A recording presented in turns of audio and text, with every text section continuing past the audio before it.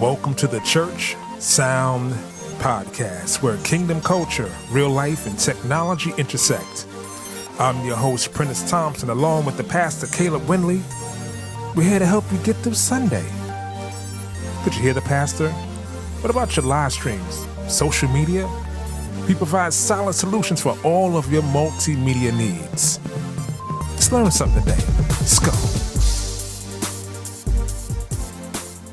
Yes.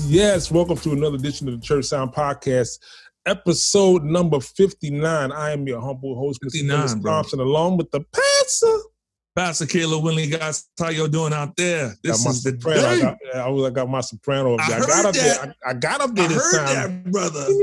I got up there this time. I heard that time. Special, yeah, I know. Everybody heard that. We got a special show for you today. We got a special guest for you today. Before we get started, like we always do, hey, like, subscribe, send us a review. And if you're watching this on YouTube, make sure you subscribe and hit the notification button. So this way, when we go up, you know about it. Exactly, yeah. That's it. And to round things off, go to the website. Mm-hmm. Sign up for the newsletter so you can get all the pertinent news that only comes from the show, but also information that's going to help your church grow in knowledge. So today's topic goes hand in hand with the guest. Yeah. Today's topic is called Be a Problem Solver. We got the engineer in the house. Yeah, the engineer. This is the engineer. What the engineers say, he's the engineer. So this is the engineer's engineer, like your musician, you know, your mama's daddy. Like this is the engineers. And so I'm gonna let my illustrious guest. I'm gonna let my great co-host bring in our illustrious guest. All right, like my brother said, we have the engineer to all engineers. I like to introduce to you right now Frank Brown Jr., who has been audio engineer for Zhiggie, Onyx, SuperCat, Tracy Lee, my dude, Red Fox, Screech It On, Joe, 3LW, Imajin, and Destiny's Child. Now, don't think that this is the Church Sound Podcast. So don't think, he only did all this secular stuff. No. He has done incredible events for the body of Christ during COVID. We're going to talk about that a little bit. But he also mixed for CNBC, W.N.E.T, MTV, VH1, ESPN, all the letter network, all the letters, Hollywood. Come on, that's what I'm saying. Univision, WLIW, and NJ People, if I could get you, if this was an auditorium, I'd say stand to your feet for the engineer's engineer, Frank Brown Jr. Come on. Yes. Wow. Thank you, man. Thank you. Blessed. Not a problem. That was the diluted version. The diluted version. The abridged, the cliff notes. The abridged version. Exactly. Brother, thank you for being on the show, man. Thank you. Man. Thank you, man. Thank you for having me. For real. We are, if you're watching, you can see in the background of my brother, Frank Brown Jr. I had to make sure I added Junior because he told me about his stories about his pop before. So I had to make sure that the real Junior gets the credit for the show, not just Frank Brown. God rest his soul, because he'll still take my credit. He don't care. He don't care. That's what's up. Nah. Before we jump into it, let's pay some bills real quick, because this is going to be a great conversation. So everyone buckle in. Let's thank our sponsor, Metro Podcast Studio, the hottest podcast studio in New York City. If you are doing anything with your podcast, you want professional sound, you want audio, video, post-production, and a great location, downtown Manhattan, to record your podcast, hit them up, metropodcaststudio.com for all of your podcasting needs. They are a minority-owned company, so make sure you go and check them out. MetroPodcastStudio.com. So, you know what we do? Every week, those of our new listeners, we do this thing called Sunday School. Those of our subscribers, you know that our Sunday School is quite an event. Yes, it is. And we have a guest minister at hand. We have a guest at hand. So, ladies and gentlemen, boys and girls, cats and dogs of all ages, let's get ready for Sunday School. Yeah. What are your 3 points, sir? I just need my whatever. How many points you got? We gonna pick. Yes, sir. So you drop it on them. You want me to drop them on? I want you to drop it on us. Drop it on us. Give us the points. Give us the points. All right. Okay. Come on. Stop. See, it's all funny to me, but I'm trying to give you, I'm gonna drop 3 of them on you. First one, did you really bring that? Okay. Or did you really bring me that? Okay. Wow. Okay.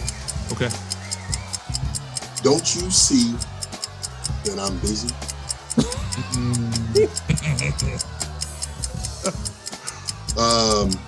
Boy. Now I'm gonna give you this one as well. How can you possibly know as much as me if you hired me? Just saying, why? I know I gave you that abridged version. So I mean, you've got 3 there. And there's a learning one that I always appreciate because it's what I use when I go to talk to or train other engineers at other locations for church specifically. And that's the first thing I'll tell them is you're not in the service, you're of the service. Exactly. Wow. So, man, I'm stumped. They all sound. I'm stumped, bro. They all sound like it's a stick of dynamite connected to each one of them. It's like Exactly. It's like I can hear it in the background. Ready to blow up. Pick me. I'm gonna go with. Okay. You really bring that to me? That's what I want to hear. What Really bring that to me. did you really? I like that. Yeah. I like that. You sure? I want to see what that's about. Yeah, for sure. Okay, there it is. Really bring that to me for $49.99. The stage is yours, sir. Okay. Well, I was mixing, and I was about a year in at Agape Family Worship Center in Rahway, New Jersey. Mm-hmm. And we know that church moves in different ways. Exactly. Due to the praise. I mean, what's going on now? This is early. I'm talking, if you know, and I know you guys know Agape Family Worship Center because you talked to my boss there, Lauren Dawson. Right. And I was the head audio engineer there for 6 years, and then I left. And actually, I'm back there now because they had lost some guys, not due to COVID or anything, but them moving away. They lost 2 audio engineers, and it takes about 3 for every service. Wow. And so I'm there, and I'm big band, as you know, huge band, You've got praise and worship going. So you've got the band, we've got at that point we used 6 praise and worship singers plus a lead. Okay. 7 vocals. I'm mixing. That's what I do. And someone comes down to me, and this kind of ties into, don't you see that I'm busy? But that's another story. I'm mixing, arms spread across the console. I'm mixing, I'm paying attention. Someone comes up and taps me on the shoulder, and I look and I say, I'm like, yep, what's up? How can I help you? And I'm watching because you got to keep your eyes up there. Exactly, right? Yeah. I can't really turn and say, yeah, well, so what's going on? Exactly. Let the boat steer itself, Right. And in this case, it's a cruise ship, man. This is a big band. This is not a rowboat. It's a cruise ship. Agape Family Worship Center is a cruise ship, man. So the person says, I'm trying to see if I have something that is small that can show. The person hands me a little square. The square says, this is, I'm going to say the person's name. This is BB's music. Okay. I said, excuse me? I'm mixing. This is BB's music. He said it's track 4, 2, and 2, 4, 7. Oh gosh, I hate when it happens. Lord Jesus. I'm like, excuse me? Because I really can't hear. Like I'm up here. I'm of the service. I'm not in the, excuse me? This is B. I said, BB who? This means nothing to me at 8:40. Right, of course. 10 minutes after we started praise and worship. That means nothing to me. BB who? BB Wine. I'm looking through the paperwork or something. BB Wine is supposed to be here? And I didn't wear glasses at the time, so I didn't need to wear glasses. This was years ago. This was like 8 years ago. I'm like, BB Wine is coming? They're like, yeah. Hands me not an iPod, but the iPod Nano. Oh my gosh. What? I owned an iPod, the black one with right. Yeah, my wife had the Nano. Yeah. I know exactly what you're talking about. Yeah, the Nano is just a little circle. It's a little square with the circle. with a button in the middle. With that little dial on it. I'm like, what are you talking about? Oh my goodness. I'm like, now I gotta get a pen. I gotta get a piece of paper to write down the tracks. And I'm like, but no one told me this. I know. And that person turned around and walked away. So I'm like, we didn't rehearse this, nothing. Wow. Once again, let's talk about being perfect, but there's no preparation. That's another podcast. That's all. Write that one down for some. If you want to bring me back, that's on you. No, you're coming back. So, definitely. Yeah, write that down, Pastor. Write that down, Pastor. I got that. Take copious notes. I got that. Copious. You want perfection without preparation. That's right. Okay. Now, I'm like, whoa. Now I'm nervous now. This BB Winans. It's not, So I'm like, oh God, now I gotta get my 1/8 inch, but now I gotta figure out how to navigate this thing, and I've never used it before. And it has no screen on it. And no screen. It's got no screen. I don't know how this thing works. Once again, so now I have to, during praise and worship, I actually did not have an 1/8 inch connected. So I have to take one out of my bag, go behind, get up on the chairs in front of the console, with my behind facing the stage. I'm telling you. And I'm connecting during praise and worship into this console. We were using the Allen&Heath 4100 at the time. Okay. That 40 input analog. Yeah. 40 by 8. Right.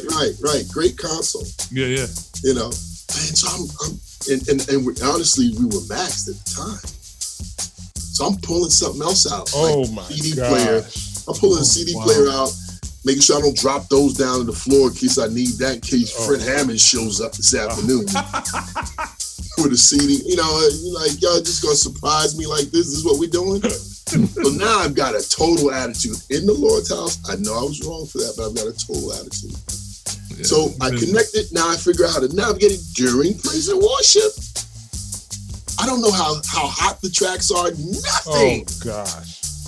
No preparation. So now I'm like, oh God, I'm praying to myself during praise and worship. Please, Lord, help me work with me through this, Lord. I'm going to try to do my best. I'm working with what I have, Lord. Wow. He gets up there. I get the first track up. I got to talk to my monitor guy, make sure he's putting it where it needs to be in the content. Right. We don't know how much he needs. Right. Have no idea. We've had no preparation. And now I hit the track. He gets through the first song. I hit the next one. It's not the correct track. He says something. No. He says something smart. Not BB. So I'm gonna leave. That's where the story ends. And because I want to stay in the Lord's house with this. Yes. So I was good after that, but he was like, "We're gonna get," he said, something small. Right. Oh yeah. But of course, it doesn't look good on me. As if I'd been at sound check this morning at 7:30 with him. Right. Right. There you go. Wow. Amazing. Sunday school. You want perfection without preparation. Really? Okay. Yeah. I go through that every Sunday. Yeah. Are we gonna pray for you too? Please pray for me, because hey, listen, the band showed up at sound checks at 9. The band showed up at 9:20. Wow. Service starts at 10:30. Right. And everybody played last night, so their ears are blown out. So now they need everything changed from Thursday's rehearsal. Right. Let's see. Yeah. The shout goes right there. The shout goes right. Shout goes right there. So let's take it back to the beginning. How did this start for you? I'm a drummer first and foremost. My dad, he's a drummer. Actually, that's his album right there. Wow. Not the beige one, but the more greenish one there. Okay. That's one album he did. My dad played on a bunch of stuff. He played with a bunch of people. He toured with Sam Taylor and played with Miles and played with Temptations, the Four Tops, Spinners, all kinds of people. But he started in jazz early on. He was one of the first Black drummers in local 802. Wow, that's awesome. Okay, so he goes back. He grew up in Harlem, and he was a drummer. So naturally, I started playing drums at 5 years old, and loved it, and decided that that's what I was going to do. That's it. I'm gonna play these drums. Started playing in everything possible during grade school. 7th grade, I auditioned for Manhattan School of Music and got accepted to Manhattan School of Music's preparatory division. So now I'm going to school 6 days a week. Most kids are going to school 5 days a week. I'm going to New York on the bus by myself, 7th grade. I know most New Yorkers would be like, "Oh, it ain't no big deal to us." But yeah, well, I was from Jersey. And that's a big deal. Yeah, my father teach me how to do it. My mother was like shaking in her boots, but it was fine. I was in New York every Saturday from 8 to 5 studying. Wow. And I was there, when I first arrived there, Regina Bell was there. And what's funny is she lived in Englewood. I lived in Teaneck. I knew her brother, Bernard, but I didn't know her. Wow. I didn't know her. And what's interesting is I met her there. I'd known her brother because we were in different talents. He and I are closer in age. That's my man. We go way back. And then I met her, so she was studying there as well. And and there was not many people of color there. There was tons of Asians, a bunch of other Caucasian folks. And so the few Black people would really hang together. Sure. And of course, all of us were pretty much in the jazz ensemble. Right. So I studied that, and then I went off to Lincoln University, and my major was music performance. So I'm playing. And my dad is the reason why I'm even talking to you today. Let's be clear. I mean, my mother was totally supportive, but that's what she did. But my dad is the reason why you guys have welcomed me to your show, because my father called me in my sophomore year. Now, I just played with Grover Washington like about 2 or 3 weeks before my dad made this phone call to me. My dad didn't call me at school. My mom would call, mothers call you regularly. Mm-hmm. Dad, when you get home, we rap, we talk, and we hang out, whatever. He called me, so when he called this is way back. I didn't have a phone in my room. Phone was in the hallway. And right. I get to the phone, like, "Hey, hello?" It's my father's voice. I said, "What's going on?" I'm thinking something's happening. Right. "Dad, what's up?" "Oh, nothing. Just wanted to call you." "What's up, Dad?" Listen. I was thinking, you need to find something else to do. What? What? Wow. You need to find something else to do, like something else other than playing, because, it's different than when I came up. times have changed. I'm like, yeah, I know, but I'm in my mind, I just got off the stage with Grover 2 weeks ago. So I'm a 20-year-old ego like this now. Yeah, exactly. Like, what's this guy talking about? Right. I'm on my way. I'm waiting. I thought this was Michael Jackson calling me, actually, but that's cool. It's not. You know what I mean? I'm like, what do you mean? He says, well, something else, because times have changed. And this is where the musician, the hip 60s, 70s, 50s musician always came out of. He said, man, because listen, there's cats cooking down in the village for $60 a night plus tips. And I know how you like to eat. And I don't think that's going to work for you. Wow. So I'm like, in my mind, I'm like, I ain't going to play in the village because Michael Jackson's about to call me. Ricky Minor, Jonathan Moffett, I'm taking their spot, bruh. In my mind. Yeah, sure. In my mind. And he said, all right, so listen, you need to think about that. All right, talk to you later, bye. Click. Hangs up. I'm devastated, honestly. I ain't sure it, but inside I was torn apart. So I start, because of the level of gigs we had done, we played at the Philadelphia Spectrum for Sixers games in between, during the games, just the entertainment in between the plays, when they called timeout and stuff like that. With the jazz ensemble, Lincoln University Jazz Ensemble, Reggie Parker, the bass player that from Brooklyn, he actually, that's where I met him, was at Lincoln. We met there and we played side by side for 4 years.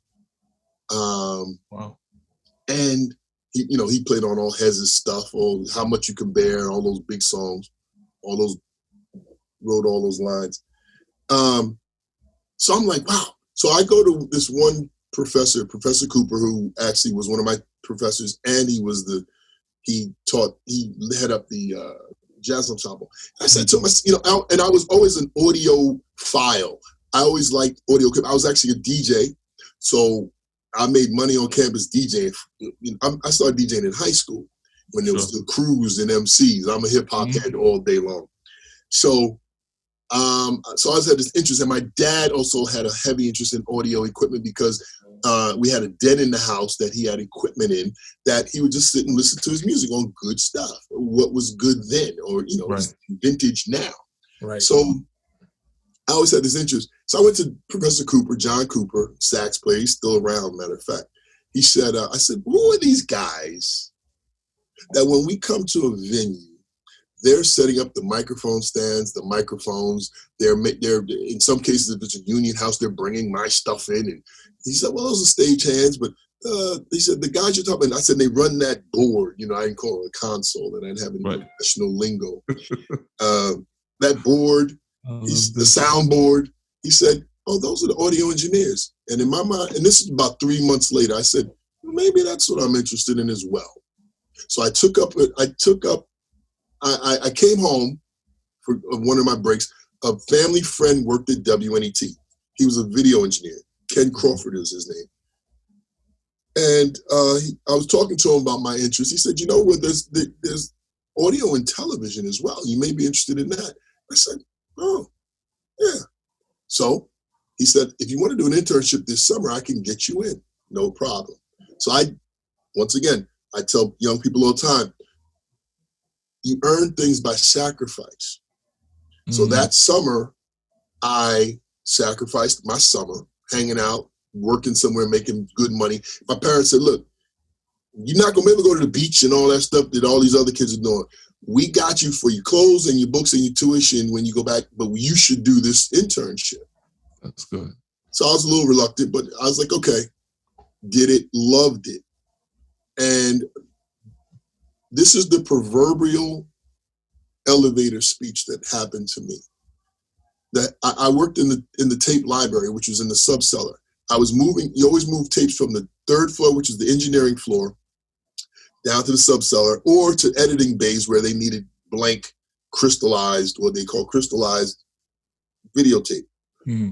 And to supply people or pick up the stuff that was being programmed or had been just recorded, and we would log it in the computer down there. I was bringing tapes down the hallway on the engineering floor. I passed my boss's boss, who was the head of engineering. His name was Nick Pavicevic.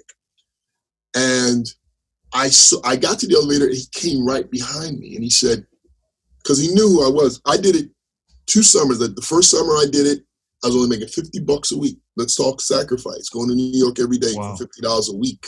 Not a day, a week. Wow. But luckily, thank God for my parents and my ability to listen to them. And then the second summer, somebody moved out of the one guy moved up to engineering scheduling out of the tape library. So my boss, who was my boss for the second summer, this is my sophomore, now my junior summer, he said, hey, we got this guy coming back. We have an open slot. We're not going to fill it till September. Can we give him the salary that this guy, a salary? Wow. I was actually now getting paid and getting college credit. Wow. So now that's the blessing, right? Sure. I'm learning. I'm getting paid. And I'm getting college credit. 2 credits. So now this guy comes behind me in my second, he says, you're Frank, right? I said, yes. He says, I'm Nick. I said, oh, sir, I know who you are, right? Yeah, I know who you are. Everybody wants to be an engineer. That's the goal. He says, listen, the elevator door's open. This is the proverbial elevator speech, man. You got to be ready, right? Always be prepared. It's in the good book. The door's closed. I walk in. He says, what do you actually want to do? I said, well, sir, I'm very interested in being an audio engineer. He goes, really? I said, yeah. He says, I need more audio engineers. He said, all my engineers are video engineers, editors, camera people. That was the big thing. There's a glory with being a camera person. Exactly. Yeah. Certain mystique. He said, but I don't have many audio engineers. He said, would you be interested in meeting the audio people who are here? They do something it's now called the News Hour, but it was called the McNeil-Lehrer News Hour back then. And he said, I'll introduce you to them and you can sit with them and watch what they do every day. You get off at 5. I said, yes. He said, they start setting up at 5. They go live from 6 to 7. You can stay 2 hours. You can watch them. I said, how many days a week can I do it, sir? He said, as many as you want. He said, meet me at my office this afternoon. I'll introduce you to him. Boom. My question to everybody I train or younger people that I speak to when I give speeches, I say, how many days a week did I go? The answer is 5 days a week. Sure. So I went back to college in August. And I got to know these people. And next thing I know, I was working side by side with them.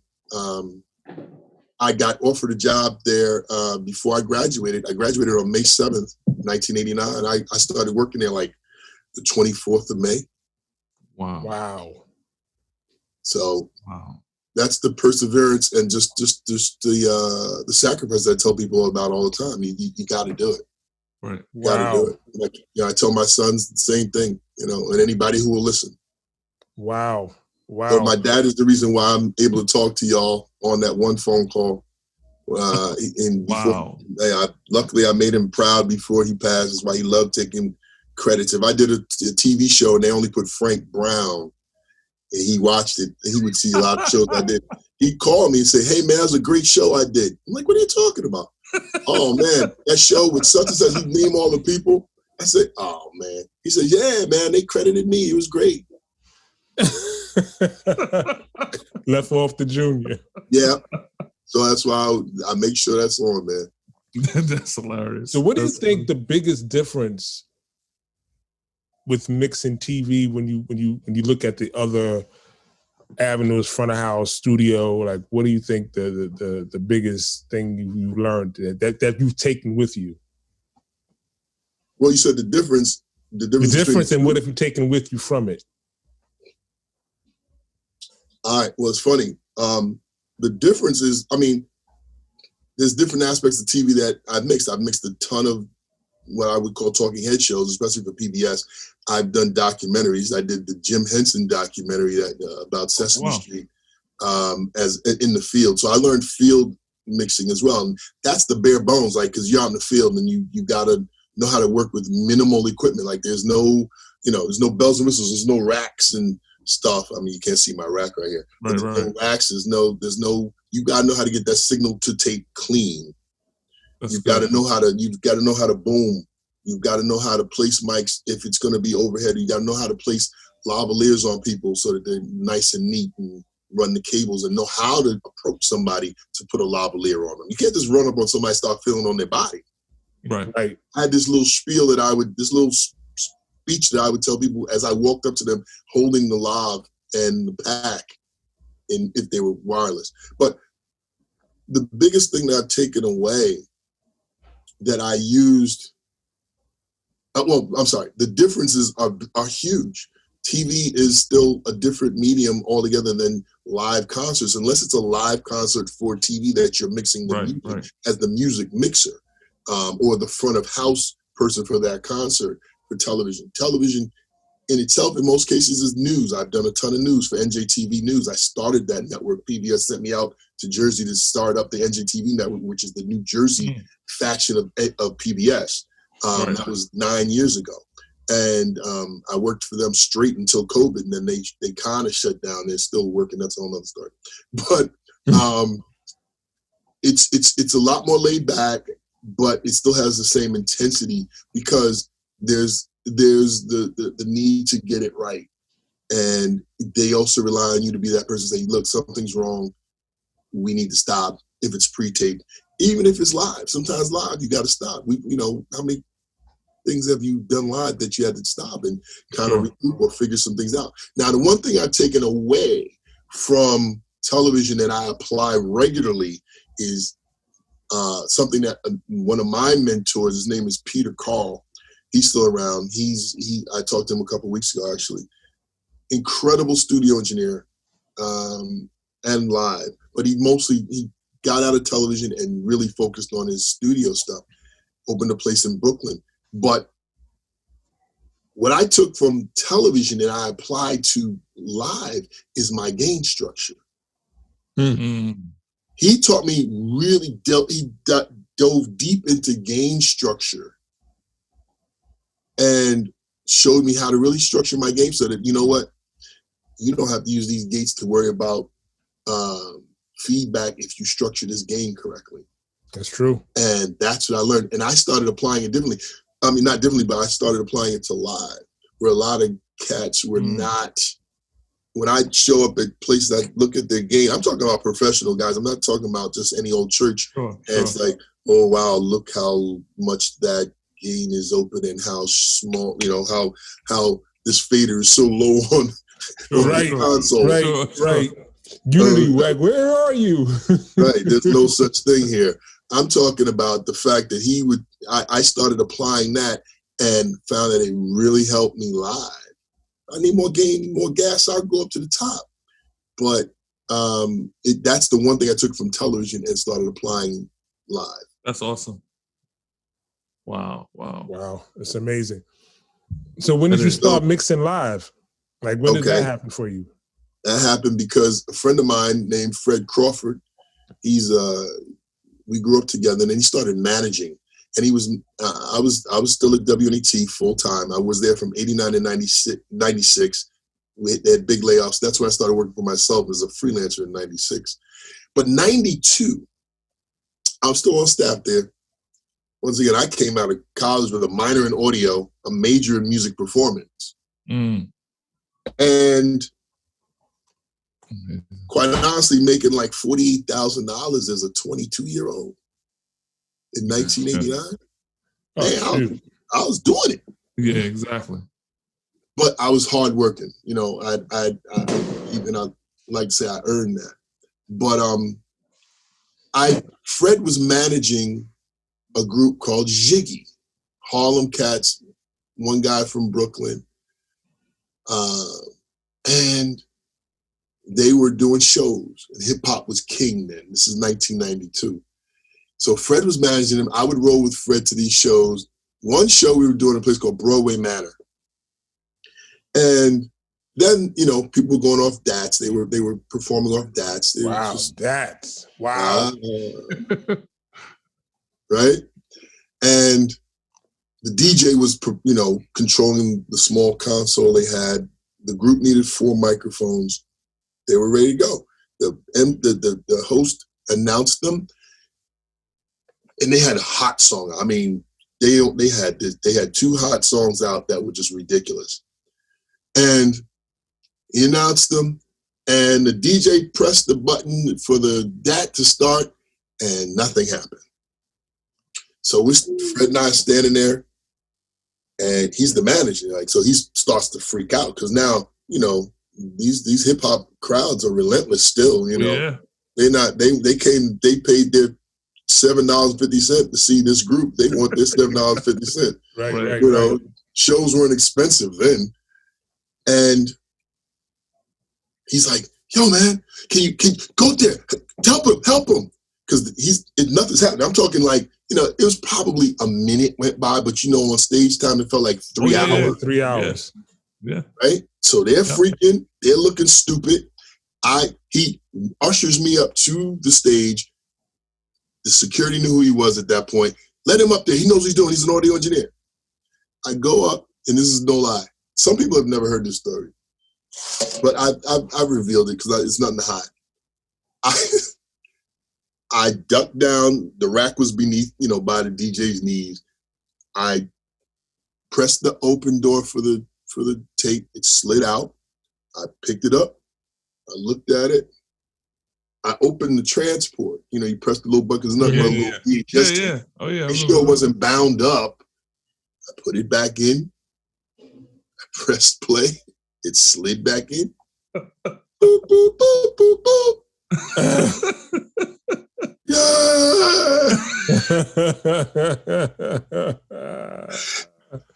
Amazing. At that point, he was like, what'd you do? It doesn't matter. I'm going to talk to they were on Polygram Records. I'm going to talk to the label tomorrow. I want to see if you can start traveling with us. Wow. He called them. I had a representative call me like the next day. Hey, how much would you charge? And I'm making plenty of money doing television. They're doing these spec tours. Remember spec tours? They go out Thursday to a Saturday, right? Friday to a Sunday. Those, Lord, Jesus. Right. And there'll be 5 different acts on the stage wherever you went.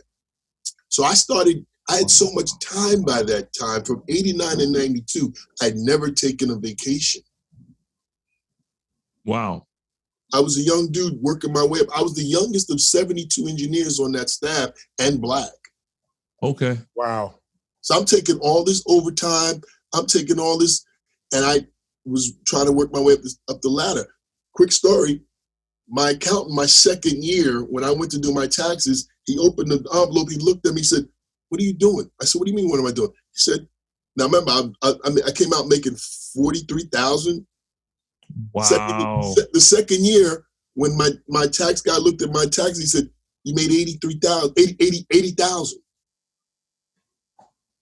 Because of overtime. I was taking everything. But of course, the government took most of it. So he was mad. He's like, you got to buy a house. You got to buy. I said, man, I'm 22 years old. I'm not thinking that. Exactly. Right? I live at home with my mother, man. You know what I'm saying? I'm like, I'm having a good time. So anyway, so when the label called me, they said, well, how much would you charge? I said, I don't know, give me $50, $100 a show. They only had a 20-minute show. And I just enjoyed being there. And I started using my vacation time, my sick days, my vacation time and personal days to travel with them Thursday to Saturday. And I'd only use like 2 days in a week. And I was still getting money per show and having a great time and making all these other connections that you just rattled off from Zhiggie alone. Yeah. Wow. People don't understand, like 90% of everything is who you know. Oh, everything. It is. Absolutely. It is everything. But you also have to qualify yourself. And that's what I tell people. This is true. Because they can know you, but don't know what you carry. You know what I'm saying? And that's important. They have to trust you. Right. That's why one of my points was, you really are going to tell me you know as much as me, but you hired me to do this? Right. That's all my thing. So how did you being a musician help you be an engineer? That's not just a musician, but a studied musician. So I knew about theory, and where voices should sit when you mixed voices. And that was my edge. And where drums, like I'm a drummer, so I know where those drums should sit. Not being biased and not wanting to hear the drummer more. Because some drummers you hear, you don't really want to hear more. Yeah. The name shall be. That's another show. Exactly. That's a whole nother show. You know what I'm saying? Because so I was a studied musician. So that gave me a huge edge on a lot of other engineers who were just technical, who learned it in school. I knew music. I know music. So when I started mixing just voices and a track, that was easy. No problem. I can make this, I'm going to EQ this track a little bit more, make it really bang. And then I'm going to put these voices where they need to be. Then it became live stuff. My first, was that my first? My first big live tour was Joe. Okay. As far as band, big band, right. Larger band. That wasn't big, but it's a good sized band. It's like a 5-piece band. I remember that. Right. But we were also sequencing. Along with it. That was new then. Yeah. It was very new, and the MP was not.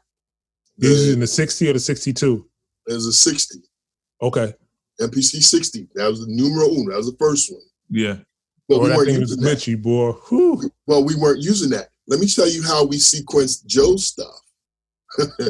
Another mentor of mine and good friend, Everett Ramos, studio engineer. When I was on the road with Joe, Joe wanted to sequence, but I ended up bringing Everett on because I knew he was a studio engineer, so he could figure this out. He knew the MPC like the back of his hand because he learned from Ivan Doc Rodriguez, DJ Doc. Right.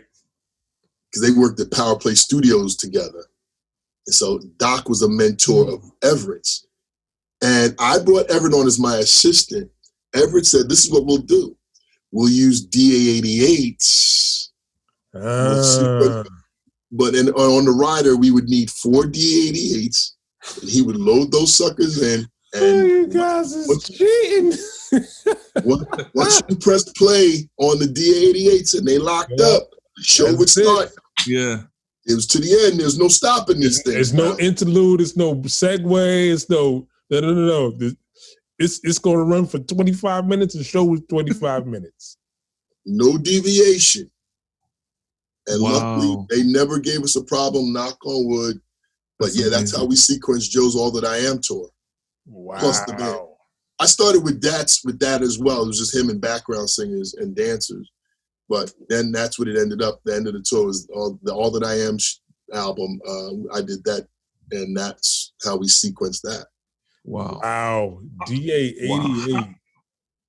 How did you make the transition from, I guess, what the church would coin secular to into the church? How was that, and how was that transition for you?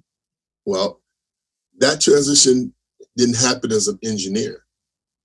That transition. I used to play in churches when I was younger, before drums and stuff were really allowed in the church. There's some progressive churches, First Baptist here in Englewood, New Jersey. They would call me in for Easter or Christmas and bring a bass player in, and we'd play with the organist and we'd do things like that. But that wasn't big then, right? I was young. I was before I went to college. It was probably grade school. The transition came when my mother became the head of trustees at a church in Hackensack called. We're talking about real Catholicism type services. So there was just pipe organ. That was it. Yep. Right. So what happened was they needed some work. My mother's like, the system in there is a problem. I need you to come check it. All right. So I go over and I meet the pastor. Oh, I'd been there. I'd started going. I wasn't going every Sunday. I was out on the road and stuff. So when I was in town, I'd go sit in the pews. And I was like, we have a problem. You need to fix it. There's no way I'm gonna let this go on any longer. And I got someone like you, all right. I go, I work on the system. The organ player was there, a guy named Eddie Jamat, who is out of Brooklyn, Queens. He's part of the whole Brooklyn, Queens contingent. and great player. And I work on the system. I'm done. The pastor comes in and he starts playing. So I actually sit down. Eddie left. Wow. And the pastor started playing. I sit down on the drums. He's like, because he said, your mom told me you play drums. So it's like, yeah. He's like, So we said, I'm gonna sit down, start playing. So I'm playing, and I'm playing, and he's like, hey, listen, our drummer sometimes is not here because he does gigs on Saturday nights. And right. He may make it, he may not. Right. Older cat. I'm like, he said, would you be able to fill in? I know you show up when you're here. Could I call you maybe early on Sunday morning if he's not? Sure. I love to play, man. I'll play for free. Exactly. Like I told these musicians, there's a time we played for free. There was no, hey, how much can you pay me? Right. You just went to church and you played. Right. And you bought your drums. Exactly. Yeah. Right. Yeah. You showed up early enough to bring your drums. So I said, sure. I showed up one Sunday, and Eddie, the organist, had never heard me play. I sat down. There was another guy on bass, another cat on other keyboard. So I'm playing. I know a lot of the songs. And Eddie's like, who's this guy? I saw him talking to the bass player because he showed up a little late himself. Who is this guy? And he's giving me the thumbs up. He's playing. He's killing. I'm playing. And at the end, he says, oh, man, I appreciate you. They called me another Sunday when they thought the drummer wasn't going to be there. And he showed up, and I'm there. Oh. Now, you know how that goes. Right. Whoa. Yeah, right. Drummers? Oh, man. Musicians. It doesn't matter. You're right, yeah. You sit in my seat. Exactly. Well, that's the guy that came here, huh? Exactly, right? I heard about you. I heard you was smoking. I wasn't here. So I want to make sure I'm here now. Right. So he showed up, but he showed up late. We're in praise and worship. This guy walks in. So I'm playing. You're on the set. I'm on the set. It's praise and worship, man. Service has Wow. started. So I'm playing. I do the whole service. He got an attitude. You can tell. He's fuming. I don't really care. You're not going to do nothing. I ain't that big right Exactly. now. We can shake all day. So I get up, and I threw a little extra spin on some things. I ain't gonna lie. Right. He was twirling. I get up at the end of the service. He's like, "Can I speak to you, please?" I'm like, "Yes." Hey, man, listen. I just want to let you know this is my gig. He's an older dude too, so he was from that school like my dad. He's a little younger. Right. Listen, this is my man. This is my gig. You know what I'm saying? So I don't know when I'm gonna be here, but the thing is, when I show up, I need you not to play. I'm like, well, they asked me to play. I wasn't gonna not get up. I wasn't gonna get up in the middle of the song. We going back and forth. The pastor comes over. Is like, both of y'all come into my office. Boom. He starts trying to tell the pastor what's gonna happen. Pastor, hold up. Now I called him, and I put him on somewhat of a retainer. Because I know how you sometimes do not show up. Right. And today is a perfect example. You showed up late. So he laid into him, and I'm sitting there like this. And that was it. Well, don't you know, I'm in Bermuda with my wife a couple months later, and we were at a wedding. And my mother calls me and says, Frank, guess what? I'm like, what's up, Ma? Everything all right? She's like, yeah. What's his name? Ernie. I think his name was Ernie. Ernie died. What? I said, what? She said, he died. Pastor's looking for you, see if you can play this Sunday. I said, Ma, they're not even going to leave the drums vacant? Like one Sunday, shine a light on it or something, Light a candle? Put some flowers on the snare drum? Nothing?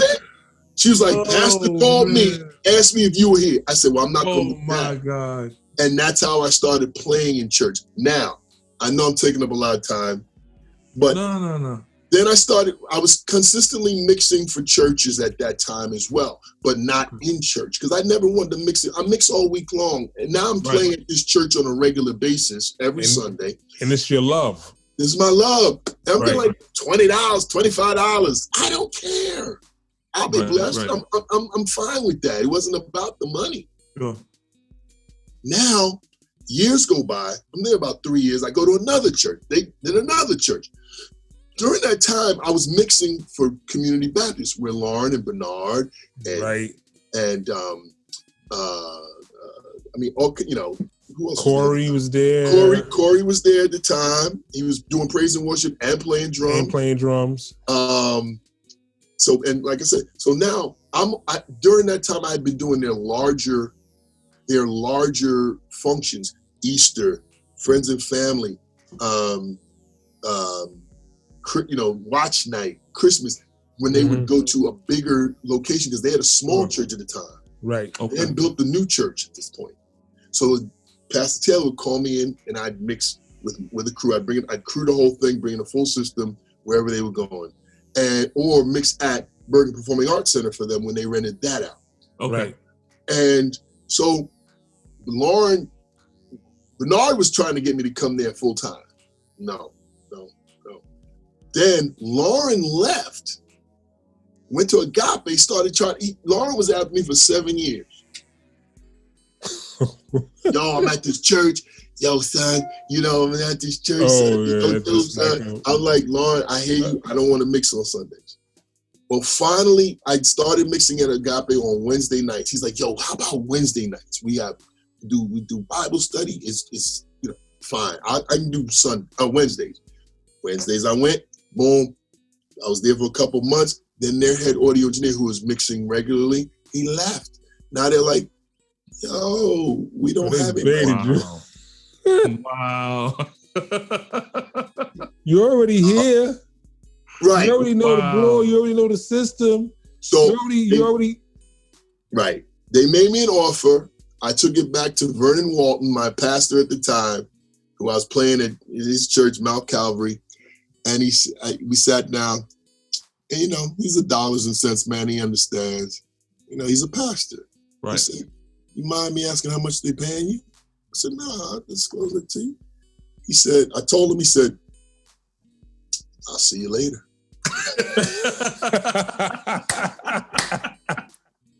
So he gave me his blessing, man. And I was at Agape 6 years as the head audio engineer, and that's that story. Wow, man, that's awesome. That's amazing. Awesome. That's amazing. Good. That's amazing. So let me ask you a tech question that I ask every engineer that's Don't been get on too the techy show. on me. It's not a tech question, it's a process question. Okay. Yeah. What is your sound check process? Like, how do you do your sound check? Where do you start? In church? Period. Church, anywhere. Like, what's your process? Is it different? Hold up. So is it different from doing in church and doing on the road? Absolutely. Because on the road, it's a different venue every time if you're traveling. Right. So it's a different process there, especially when it was in the analog world. Oh, right? Yeah. So tweaking a room is totally different. My process, first and foremost, and this is how I got the Destiny's Child gig. I mean, we're here to tell stories, right? Yes. Like if I didn't have stories, you'd be like, well, this guy, he was boring. All right, that's the end of our stories. We had one of those before, but this is great. I'm sure. That's the end of our podcast. It's the shortest one ever. Thank you very much, Frank. You're done. This guy. When I'm on the road, I assess the room by listening first and foremost to something that I'm familiar with, something that I've mixed, something that I produced, because I've done a lot of producing as well. Okay, so I'll put in something that I know. That's how I used to get remix work when I was on the road with the hip hop acts, because that was the era of the remix, right? Yeah, right. Yeah. Yep. So I would take the vocals from a group that I was working with, create a new track for it, remix it, put it in the sound check so I could check the room. And so many times, and I can tell you I would say about 10 times, I've done remixes for people, and they've been in the dressing room and heard their vocals on a different track and come back out like, "Hey Frank," like they come out on stage. This is the act. Like, stop. Wait a minute. What is that? And I said, "Oh, a little something I threw together. We gonna talk later, bro. We gonna talk later." And so it was something I was familiar with. So that's how I'm assessing the room for my ear. Then I'll put up, if it's a band, you know, it's just really assessing the room so that I know what it's lacking, what it needs, how bass heavy it is, how bass light it is. Yeah, that could really fool you. Right. So and you can't go with what's gonna make you feel good. Right. Because you kind of come to a happy. You can't. It's not personal. You want to listen to your music, you come home, sit here, exactly, and listen to it how you want. You have to assess it that it makes sense. So I'm gonna listen from my vantage point, which is the mix, position, and then at some point, when I feel it's right, if the band's up, if I got to mix up with the band, then walk down and see what's going on down below. Or if I'm already in the crowd, if it's a larger place, or even now, smaller, if it's a larger place and I'm down in the crowd, then I'm fine. But I'll walk behind me, up and around, and go upstairs. Not too high, because that you can never satisfy everybody too high, because they bought the cheap seats for a reason. Right. Exactly. So I'm trying to take care of the mezz. I'm trying to take care of the floor. Mm-hmm. When it comes to church, if it's a weekly thing like I'm doing now, it doesn't really vary until the amount of bodies arrive.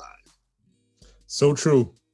So that's going to change it. So I know that absorption means a whole lot. That's a whole nother thing. So I'm going to start low, and as it gets soaked up and it feels different, feels more punchy to me in the room, then I'm going to push a little bit more. Not necessarily low end, because I'm probably getting that low end because the bodies don't get that and take care of that frequency, so it's going to stay punchy, but volume-wise. Right. Roll back my subs that are on a fader of their own, and roll that back. So you put your subs on an aux? On the aux, yeah, but like we're running the Pro 2, so it's on the mono fader. Okay. So that's how we're running that. But yeah, in most cases it's on, that's good. On an aux. But that way, so I'm listening. That once again, Destiny's Child. I was mixing Imajin. We were in Queens, Club Amazura. We arrived. They were the headliner. The warm-up acts were sounding like garbage. Once again, I'm going to go in and listen while these other acts are on. I'm going to probably get there before my act even gets there if we're not traveling together, because that was a local show, so I was by myself. I'm going to listen, and it was really bad. I knew it was wrong, and I wasn't going to talk to any engineer. That's one thing I don't like to do. I'm not going to... Different animal. Mm-hmm. Yeah, there's no sense in me saying, "Hey man, why don't you do this?" Oh, somebody's gonna listen to you. Yeah, right. Because now I'm a know-it-all. Exactly. And I've been. There's been know-it-alls that have come to me, not knowing who I was and what I've done, and I'm like, nah, not really. Not unless the only person I'm really listening to is the person that brought in the system. Exactly. That head engineer, that's the person who knows everything. What's going to work for their system. Right. Now, that's the person you listen to, okay? Another engineer from another act, they could be sabotaging. You don't want to listen to them. Exactly. Yep. So I'm mixing, and when Imajin got ready to go, I put on the track, and I'm EQing, bop, bop, bop, bop, bop. I'm running back and forth on this EQ. Cleared it up to the point when they got on, they weren't in through their, we're only gonna do pieces of songs in the sound check. They weren't through the first verse. And this man runs up on me. "Hey, excuse me, can I talk to you?" I'm like, "Yo," once again, one of my points. Don't you see that I'm working? Right. Don't you see that I'm working? And he says, "Hey," I'm like, "Hold on, give me 1 second. I'm trying not to be rude, but I'm working. Like, I don't come to your job, exactly, to your desk and start talking to you. Right. I don't take the squeegee out your hand." Right. He said the squeegee. So now I'm like, we get done with the sound check. He goes, hey man, listen, what did you do? It sounds so clean, so clear, everything. I said, well, I made some tweaks to my, for my group. He goes, listen, my name's Matthew. Are you mixing for everybody tonight? I said, no. I said, I'm mixing for Imajin. I'm with Jive. He goes, okay, would you mix for my group? I'm like, who's your group? I didn't know who he was. So, thank God I wasn't rude. Yeah, right. Yeah, I could be rude. We all can. Like I said, I got no problem with being the bad guy. That was one of my points. Right. So I said, yeah, who's your group? He says, Destiny's Child. I'm like, oh, okay, no problem. I said, you have the tapes? I'll bring it right back to you. How much will you charge me? I was like, how long is the show? He goes, today we're doing the 38-minute show. I was like, give me $300. Not many people make $300 in 38 minutes. And I didn't need it, thank God, at the time. And I just thought it was not, I could have said 700. But once again, my thing is, let's make this connection. Right. I'm for the long haul. Right. Short money doesn't work for me. I want long money. So he comes back, hands me $300 cash. Boom! They're getting ready to do the sound check. No problem. So while he go back outside, I put their dad in, and I'm listening on the main system because they were getting ready to sound check after us. Right. Well, the promoter didn't promote well. They didn't have the back end money. So we're outside talking with them. He and I are talking. We exchanged numbers. I still have his number in my phone right now. Okay. And literally we're talking. And then he says, we have a show tonight. We got to get out of here. He had his front end money because they sent that as a deposit. He leaves. And he left, and I didn't know he left. So I called him the next day. And we left. We didn't do the show either. I called him the next day and said, excuse me, Mr. Knowles, listen, I have your money. Where can I meet you? Are you still in town? I'll bring you money. No. Hold on to that. You owe me a show. Not a problem. That's it. Because No was out then, and it was climbing big. Oh, yeah. Right. The Wyclef remix. Mm-hmm. That was getting huge. Yeah. So I had the tapes. Boom, boom, boom. I did about 10 shows with them, and then Latavi and LaToya started wanting to be lead singers and messed up everybody's money. Wow. Well, mine and theirs. Yeah. Wow. So I couldn't wait around, so I was on to other acts at that point. Amazing. So what instrument do you start with? And so now let's go back to church, sound check in church. Like, how do you start your sound check at church? Well, luckily with church at this point, I mean, if it's a new act, if it's not a place where I'm every week, because the mix is going to be there, especially with the digital consoles, right? Mm-hmm. Yeah. The mix is there. Yeah. If it's a new act or if it's something new, I'm, of course, have already line checked. So I pretty much EQ'd stuff in the line check. And I'm going to start, first and foremost, pretty much with making sure, once I've done a line check, I'm probably going to start getting somebody on a microphone, the lead microphone, so that I know where that sits in the room as well. So that I know where I can bring and gain back the whole entire band. Right. Because no one came to see the band. I tell people all the time. You ain't never lied, bro. No one cares about the bass player. Nobody cares about the drummer. Nobody cares about the guitarist if you have one. Sit the vocals on top. If the vocals are not there, that's all I care about. I've set up mixes around a vocal because something has happened, or I've restructured that mix while that singer was singing.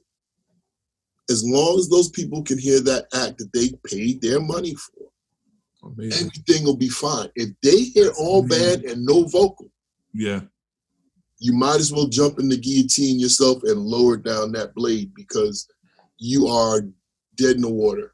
It's going to be a problem. You're going to get embarrassed. Right. They may stop. They may start. Right. Now they know your name. They don't know who you are until you mess up. That's the truth. Now they know your name, social security number, your mother's maiden name, and everything else. And your address now. They're on your way. And your PIN number to your cards. Okay? They know all that now. But if you do a great job, they're like, yeah, nobody gets you don't get any thank you. That's a whole nother show. Yeah. So that's why I named my company Invisible Media. Oh, I love it. I love it. Yeah. I love it. So literally, that's where I'm going to start. I'm going to make sure that vocal mic is popping. And after we, then I'm going to set up the band around that. If I can get somebody to sing, that's great. If not, I'm going to the band next. Drums, of course, starting with kick, going on up. But have the drummer play. I will not, once I do a line check, I just want the drummer to play, and I'm going to set up the mix while the drummer's playing. I want the drummer to play first. Play. Right. And I'm going to set that mix up around what he's doing. Bass player, if I can get the drummer to still continue playing, I want the bass player to play. I don't want to stop the drummer and then get the bass player. I want them to play together. Yeah.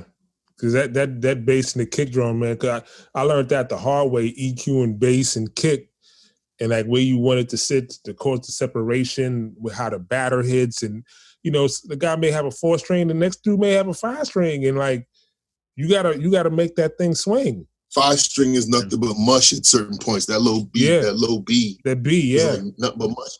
And I me personally, I had this discussion with Sylvester, my man. We work at Agape together. He's the head audio engineer now, so I'm working for my mentee. It's great though, because I'm like, handle that. I'll be here mixing. Go deal with the politics. I'll be here mixing. And we were talking about whether he likes to put the bass in the subs. Now I gauge that per room. Interesting. I don't like why put now the bass and the kick are sitting in that same area that's going to be mush, especially when that person goes to E or the lower B. And what happens is it doesn't translate as anything to me, depending upon the room. I'm in a Coliseum, that's different because now I got to shake the room. But even as big as Agape is, I probably am not going to put the bass in the subs because I need it to sing. I need to hear the notes, even on the lower ones. Now, if he plays a 4-string, that's even better. But even if it's a 5 or a 6, I need that out of the subs because it's just going to become mush and it's going to mess with my ears. So you put a little bit in there or like nothing? Depends on the room. Depends on the room. Okay, I got you. Depends on the room. And Agape, I get a little bit. But it gets so loud in there that, quite honestly, it only adds to the actual confusion in the frequencies. So it becomes more, it just becomes very dirty, muddy to me. It becomes very muddy. So why do it? If I keep it just in the box, right, then what's going to happen is I'm going to hear the notes. Kick is one note, right? And it's supposed to be G. Right? A lot of people don't know that. Like, that's what people used to do, and I still do it to a certain degree, is G. But that's when we use 18-inch, not 22s, right? And what happens is you're going to hit that note with that bass at some point during some song, and it's just going to be really muddy, especially if it has to stay there, and it becomes a standing tone. And it's just gonna stay there, and it bothers me. And it's cleaner if it's just in the boxes to me, and not the subs. So then I'm gonna tell the guitar player I'm on a microphone. I want a mic at the front house with me all the time. It's active. Guitar, join in. And I prefer it to be a song that I don't know. It's just a groove. Just groove on something.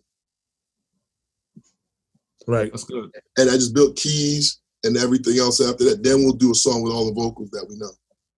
Oh, that's dope. That's dope. Man. That is dope. Man, we could talk all day, brother. We could talk all day. So we're gonna save. You're gonna like be you gotta come back. Bro. You're gonna be a reoccurring guest. I'm fine with that. I enjoy it. A reoccurring guest. Yeah, for sure. You're like, guess who's gonna be on today? Like, exactly. I'm like, oh, we know. The engineer's engineer. The engineer's engineer. Brother, I appreciate your time. I appreciate your talent, your ability, your skill, and most importantly, your heart, man. Yeah. I really appreciate that. It's good to speak to engineers because I come from a musical background as well. So it's really good to hear engineers because everything you're saying is things I say to Caleb all the time. Yeah. Because I'm a DJ, you know what I'm saying? So I didn't come from all that, you know what I'm saying? So But yeah, man, it's amazing. So before we get out of here, we do this thing called 30 Seconds and Gone. These are rapid fire questions. Mm-hmm. I'm just going to throw them at you. Are you ready, my brother? That's why I took a sip real quick of water. It is water, people of the kingdom, though. Pure life. All right. I think I took a sip and they just out of here like, what do you sip on? Mr. Destiny's Child. Right. Destiny's Child. All them tours you've been doing. Exactly. They forget all about the other Mr. stuff. SuperCat. Right. I listened to that podcast with Lauren when he said, I wasn't always an angel on tour, but you know. I listened. Yes, question number 1. Favorite kick drum mic? Beta 52. Okay. Wow. Snare drum, do you mic the top and the bottom or just the top? I prefer just the top. I think you get too much in the bottom, like for no reason. Like snares, if it's a good snare, it's gonna give you that snare. Like people trying to get more of that snare on the bottom, like and it's one more channel taken up for what? Flintstones or the Jetsons? Flintstone. Favorite go-to EQ? Favorite go-to EQ? Yeah. Like plug-in or plug-in? output? Anything. It could be plug. It could be anything. Clark Technique. Clark Technique. Okay. Top 3 consoles you prefer to mix on? Yamaha PM4000. Okay. First and foremost, that was on my rider for years. Wow. It's just the most solid. I mean, faders. It's big. It's huge. Takes 4 people to pick it up. But the PM4000, 5000, any of the PMs like 3000, they just what a solid piece of workmanship. I just didn't like the channel, man. The channel thing would drive me crazy. What, all the buttons in the channel? In the bed? Yeah. There's a lot. Well, why? Once it's pressed, it's good. But those faded, man, like, I mean, they were accurate. Yeah. Oh, God. And just so, just accurate and smooth. And you could almost bump it and it wouldn't move unless you really wanted it to move. Yeah. Like, it wasn't too hard, wasn't too soft. That is great. Yeah, clean console. Oh, yeah. Second would be Midas, like a Heritage. Okay. I like the Heritage. Yeah. Pro 2, Heritage. Yeah, I'm a Midas fan. Third is the Mackie. The Mackie with the 32s? With the original 32x8s? It's right here in front of me. Wow, you got a 32x8? Wow. Right here in front of me. Wow. Oh, wow. Because the EQs on there are really, really good. Wow. Yeah. That's amazing. Right. Like, I'm not one of them dudes who go, yo, I needed it. Nah. Right now, I went from my favorite digital my favorite analog to the Midas. They're all analog. I like the Pro 2 because we bought those for Agape before I left. And I really enjoyed them because the EQs on those are incredible. And the pre's are crazy. But listen, they're Midas pre's. That's from the Heritage, right? Right. That's why I always liked the pre's on the Heritage. But yeah, I mean, traveling around with a sound company, and I still have a small system, but I'm using the Yamaha LS9. That's part of my package. But because I'm a Yamaha fan, as you see, started with the Yamaha. That's number one. So I like the Yamahas.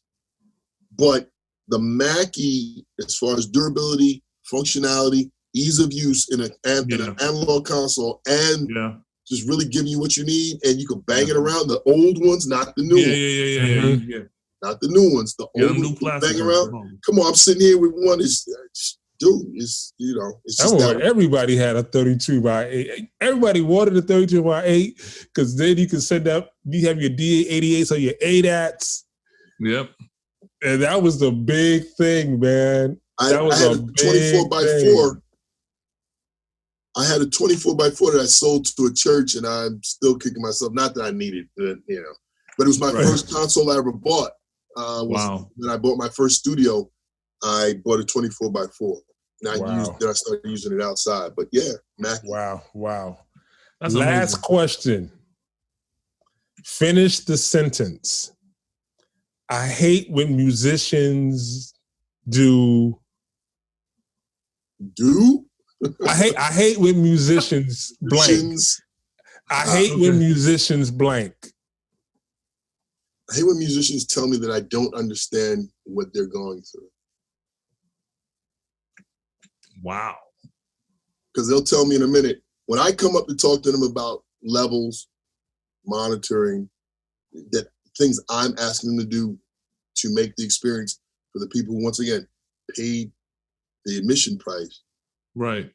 And in sound check, and they, I need more. I need more. Oh, I need man. more. I need more. More. Bring in more. More. Can I have another monitor? I need more. I'm like, okay. This is what I need to do. Now, I'm nice when I initially go up, but I have no problem being the bad guy. I keep telling y'all that. It's not, because you needing more is going to put me in a bad situation. Exactly. The stage is way too loud, and I'm not able to deliver what they want me to deliver. Yeah. Now, what I need you to understand, I'm going to speak to you in engineering language first, and then, if necessary, I'm going to speak musician language. But I'm going to mix the two initially so that you understand that I know what I'm talking about if you do not know me. Because everybody doesn't know me, that's fine. Right. But I'm going to come with joy and happiness until you start telling me, well, you don't understand.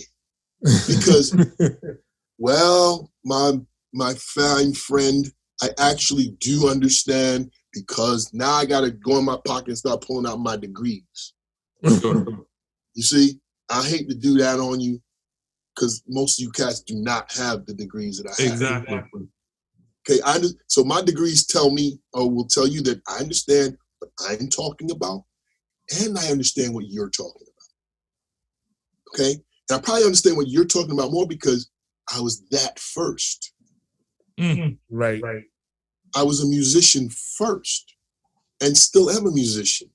But I'm trying to make you understand that the people that are listening, if that stage is louder than these boxes flown up in the air or on the floor or whatever, that does not help the experience of these people, just so that you can be totally satisfied with what you're doing and hear yourself more than anything else in the whole room, which is selfish. It's selfish, and it does not make for a good experience. And that's what I try to create, is the experience for the people. That's why when I train people for houses of worship, I say, if you've come here to do this job and you expect to be in the service and worship, you can leave right now, because this course that I'm about to teach you is not going to allow you to be in the service. You may want to skip services on second and fourth Sundays and just be in the pews and then work first and third. Right. Because you need to be paying attention. Okay, so I understand, but musicians, I hate when they try to tell me that. Wow, amazing. Ladies and gentlemen, boys and girls, cats and dogs of all ages, the engineer Frank Brown Jr. Thank you for your time, sir. Oh man, thank you guys. We're definitely going to be revisiting. It'll be sometime next month. Yep. It'll be sometime next month. Because I want to get into, and plus I spoke with Lauren, and we got the okay to do our behind the scenes show, first time visitor at Agape. Yeah. So we're looking forward to coming out there with the crew and filming you guys. Now I definitely want to come out there one Sunday. Are you guys open yet? Yeah, this week will be the third Sunday we've been open. Okay, I definitely want to come through. I'll let you know when I'm going to come through. And just sitting there and, get away from home church and, experience it and soak it in, at the same time, learn some stuff at the same time. So I thank you for your time. Listen, we're going to say like we always say, keep God first in everything you do. Everything. And we see you next time on the Church Sound Podcast. Peace.